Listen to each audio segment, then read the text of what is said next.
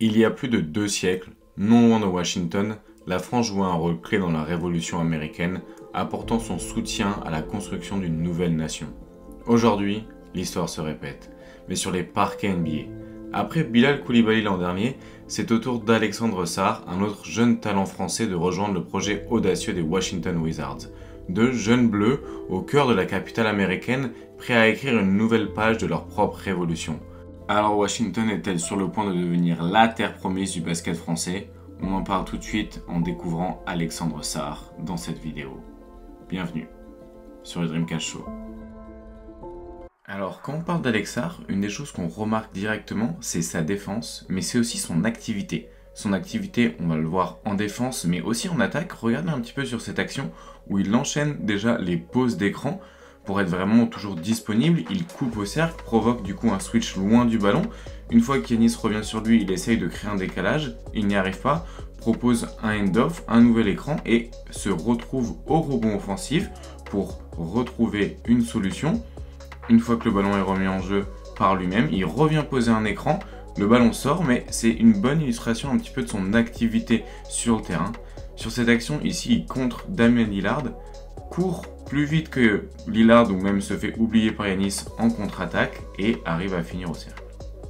Mais avant de parler de son attaque, on va parler de sa défense. Déjà, défensivement, il performe hyper bien et il a une caractéristique assez intéressante, c'est que c'est un des joueurs qui peut-être contre le mieux les tentatives de alley-oop. Regardez ça, il a un timing pour contrer les tentatives de alley-oop qui est assez remarquable. Et quand on regarde un petit peu les statistiques, c'est vrai que défensivement, c'est déjà très impressionnant. Il y a seulement 5-6 joueurs en NBA qui ont joué autant de minutes que lui et qui arrivent à avoir plus de 3% de block percentage et avec plus d'1% de steal percentage.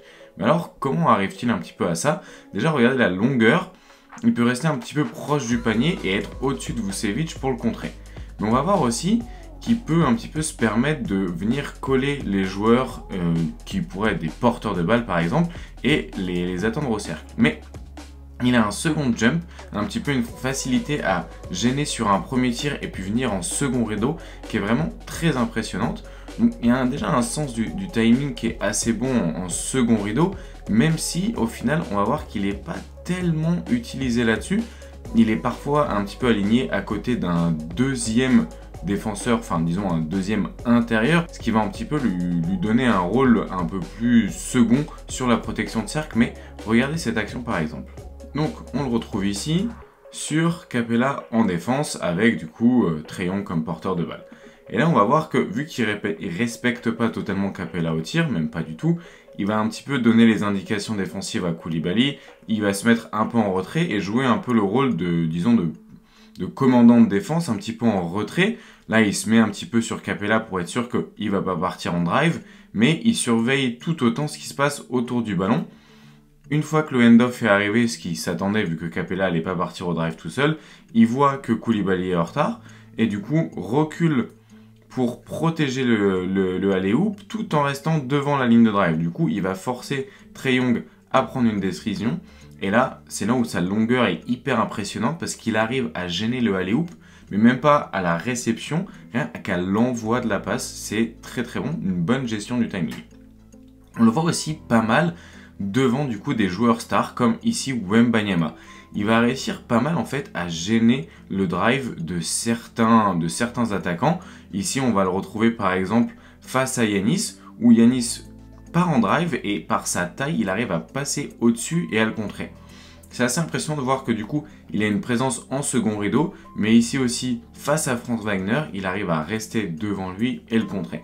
Il y a une multitude de joueurs face à qui il a réussi un petit peu à rester devant, ce qui inspire un petit peu confiance peut-être pour la suite. Est-ce que ça pourrait être par exemple un intérieur de Switch Hall qui pourrait du coup défendre les extérieurs et comme ici par exemple contrer James Harden? Ça donne beaucoup d'espoir quand on le voit face à un Evan Mobley capable de rester devant lui quand Evan Mobley essaye de partir au drive. Evan Mobley qui est un petit peu des intérieurs qui portent les ballons et qui justement arrive à punir les autres intérieurs là-dessus. Ici, il arrive bien à contester le drive de OG Anunoby, un ailier, un poste 3, normalement plus rapide que lui. Et encore une fois, Franz Wagner a un peu du mal à se défaire du marquage. On voit bien qu'il ne mord pas sur les fins. Donc de bons flashs un petit peu individuel à la défense, que ce soit en second rideau ou face à des joueurs stars en marquage individuel. Encore un exemple ici avec notre ami Jaren Jackson Jr.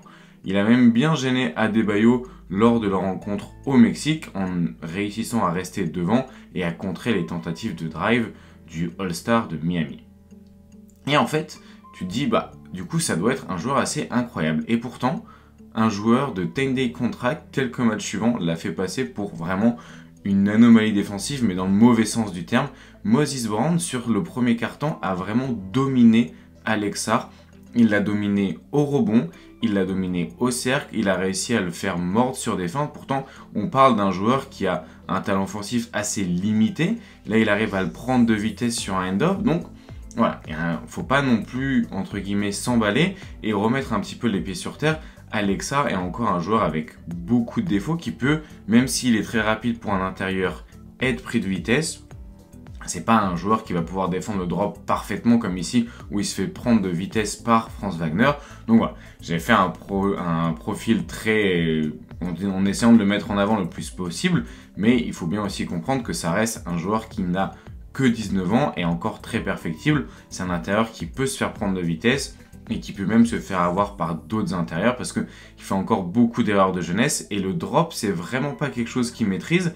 En réalité c'est un joueur qui a été plutôt utilisé comme un extérieur par des moments qui en fait est juste grand par la taille, du coup intérieur un petit peu par la création physique de la génétique, mais il a plus l'habitude de jouer comme un arrière. Du coup même au post-up il se fait vraiment enfoncer ici par Karl Anthony Towns et il saute sur la feinte. Donc on a un peu ce truc là de bon, est-ce qu'on a vraiment un intérieur de protection de cercle ou est-ce qu'en fait on a plus un extérieur très long et très grand mais du coup qui va manquer de vitesse? C'est un petit peu toute l'anomalie, toutes les questions qu'on va se poser.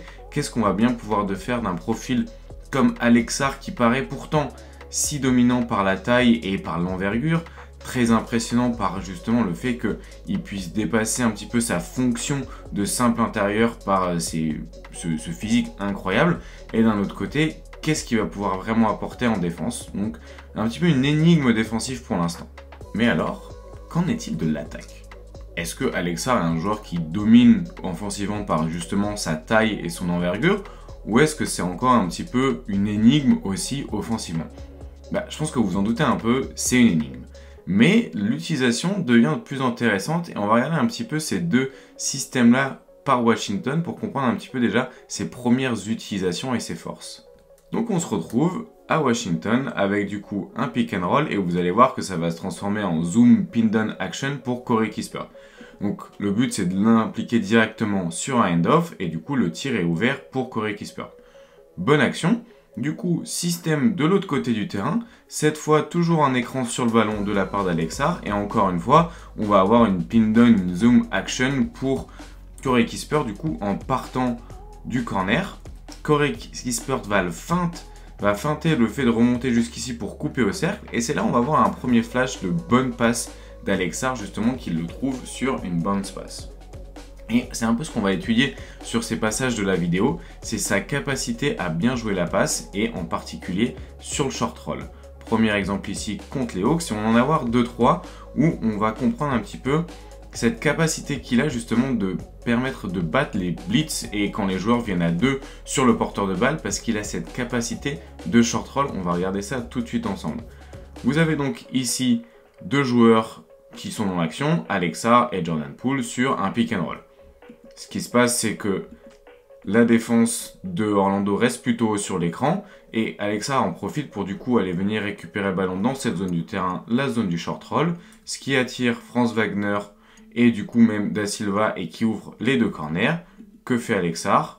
Il va même punir en allant chercher un joueur qui n'est pas dans un corner parce que Isaac était en train de faire la rotation et il va trouver le seul joueur qui était vraiment ouvert sur le terrain. Je vous la remets. On a donc le pick and roll, le short roll jusqu'ici, et Alex Sarr qui trouve le seul joueur ouvert sur le terrain. Au lieu d'aller dans les corners, là où la défense l'attendait, c'est du très bon boulot. Nouvel exemple ici, pick and roll, un petit short roll, on l'attend dans les corners, la défense aussi, et lui arrive à anticiper la lecture et l'envoie à 45.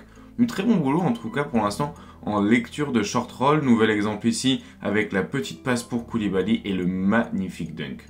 Donc, en fait, il n'est pas, entre guillemets, capable de faire qu'un seul type de lecture. Regardez ici encore une fois une nouvelle bounce pass avec la no look pass. Bon, ça se passe vraiment très vite, mais du coup on a un spin pick and roll pour Alex Sarr qui permet justement à Jordan Poole de le trouver directement sur le short roll. Vous avez deux joueurs qui viennent en aide, il a jeté un œil ici, il va jeter un œil dans l'autre corner rapidement, évaluer la meilleure des situations, hop, et trouver Koulibaly pour le dunk. Une nouvelle fois, entre guillemets, une bonne utilisation sur short roll. Et de plus en plus, il va multiplier un petit peu ces bonnes lectures-là, où ici, il trouve Keshawn George sur le cut, après un petit pick and roll, un petit pass et va. Donc, très bonne lecture, encore une fois. On voit qu'il est assez à l'aise balle en main, et c'est bien là où c'est très perturbant, entre guillemets, d'avoir ce joueur aussi grand, qui joue vraiment pas comme un intérieur.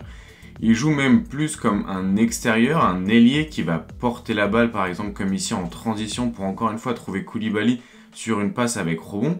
C'est vraiment des bons signes de fluidificateur offensif. Le problème, c'est que est-ce qu'on va pouvoir le retrouver dans des vraies situations d'intérieur où du coup il va pouvoir faire parler sa taille? Parce qu'encore une fois, on parle d'un joueur de 7 pieds de haut qui pour l'instant ne donne pas vraiment l'impression de jouer comme un intérieur.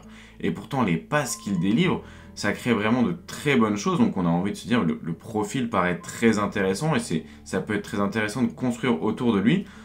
Le problème, c'est les zones du terrain dans lesquelles il joue. Il va très peu au cercle, il fait pas mal de tirs un petit peu dans les corners et above the break à 3 points. Il a un petit peu de mi-distance aussi. Et du coup, on se demande, mais quelle est vraiment l'utilité de ça, d'avoir un intérieur qui en fait ne joue pas du tout à l'intérieur, mais n'a pas non plus les capacités d'apporter du spacing. Il est à 25% à 3 points, 65% au cercle. Donc, à quoi va vraiment pouvoir ressembler le profil d'Alex Sarr en sachant que la sélection de tir paraît compliquée pour un intérieur et pour un joueur NBA dans tous les cas. Et en plus de ça, le 3 points n'est pas encore vraiment présent. Donc, qu'est-ce qu'on va vraiment pouvoir en faire? Du coup, regardons un petit peu déjà en vidéo ce que ça donne offensivement. Offensivement, du coup, au niveau du tir, on va le retrouver parfois un petit peu en menace verticale, mais c'est quand même assez rare. Là, on l'a retrouvé sur une contre-attaque, mais c'est pas vraiment comme ça que l'utilise Washington. Mais même l'utilisation de Washington, pour l'instant, est un petit peu assez difficile à lire. On le retrouve souvent à faire des turnaround jump shots quand il n'arrive pas à se donner l'accès au cercle. Parce que la vérité, c'est que s'il ne va si peu que ça au cercle, c'est parce que aussi, peut-être, il n'y arrive tout simplement pas à y arriver par lui-même. Et souvent, quand il va récupérer le ballon, ça va être à l'extérieur. Et il va pas avoir toujours en fait la capacité de drive, de punir le fait d'être défendu par un intérieur. Ici, il ne va pas jusqu'au cercle et choisit plutôt le turnaround jumper. Ça rentre, mais ça montre bien la difficulté des tirs qui sont pris pour un joueur pourtant de 7 pieds de haut, qu'on s'attend pourtant d'habitude plus à retrouver comme ici, proche du cercle. Peu de pick and roll, peu d'utilisation un petit peu comme ça. On va commencer à le voir de plus en plus attaquer des close-out comme ici. Donc ça peut être très bon signe s'il arrive à faire parler justement sa taille et sa vitesse face à des intérieurs pour un petit peu les punir et attaquer directement le cercle comme ici où il prend bit à z vitesse. Va-t-il arriver à devenir un petit peu cet intérieur qui punit la présence d'autres intérieurs sur le terrain en étant plus rapide et plus agile qu'eux? Ce serait quand même très intéressant de pouvoir développer ça. Sinon, ça risque d'être un profil un peu trop difficile à développer parce qu'il n'a pas la capacité de rim running. Entre guillemets, il n'a pas cette capacité de vraiment poser un écran et venir punir au cercle. Mais si comme ici, il arrive à attaquer d'autres intérieurs comme Wembanyama, comme on l'a vu faire sur Goga Bitadze, comme on l'a vu faire sur Sengun, ça peut être très intéressant. Regardez ici, face à Wembanyama, il arrive quand même à le prendre de vitesse comme sur l'action précédente. Donc la question c'est, est-ce qu'il va arriver à le faire à gros volume? Est-ce que même ça va être rentable de le retrouver sur ces actions où en fait il va attaquer au drive? Parce qu'un joueur de 7 pieds avec peut-être pas le handle non plus le plus parfait, est-ce qu'il va pouvoir attaquer au drive? Est-ce qu'en fait ce joueur va être vraiment fonctionnel? C'est un petit peu la question qu'on se pose parce que pour l'instant on a des flashs de quelque chose d'assez lunaire, mais est-ce que ça peut être fonctionnel sur un match, sur un terrain de basket? On le retrouve aussi un peu plus dans des actions disons plus basiques où par exemple ici il est à l'opposé de l'action qui du coup attire le reste de la défense et il arrive justement à attaquer dans le dos, donc bonne lecture et profiter justement que la défense ne le regardait pas pour attaquer.